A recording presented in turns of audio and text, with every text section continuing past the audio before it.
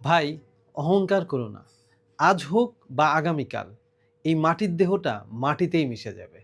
কিন্তু রয়ে যাবে তোমার এই অহংকার, যেটা তুমি সাথে নিয়ে যেতে পারবে না।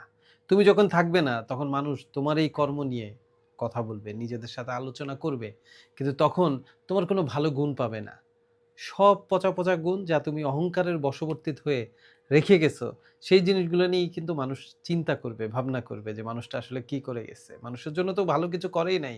খালি গ্যাঞ্জাম পাকায় গেছে। তাই ভাই, একটু সুচিন্তার অধিকারী হও এবং অন্যের জন্য যদি পারো উপকারে নিজের নামটা লেখাও। আর না পারলে চুপচাপ বসে থাকো। কিন্তু কারো ক্ষতি করো না। কারণ পৃথিবীর বুকে যখন থাকবে না তুমি, তখন তোমার জন্য মানুষ দোয়া করবে। এমন কোনো কাজ যদি তুমি করে যেতে না পারো, তাহলে এই পৃথিবীতে এই দীর্ঘ জীবনে বসবাস করে আসলে লাভ কি? একবার ঠান্ডা মাথায় চিন্তা করে দেখবা যে আমি যা বললাম তা কতখানি জীবনের সাথে রিলেটেড।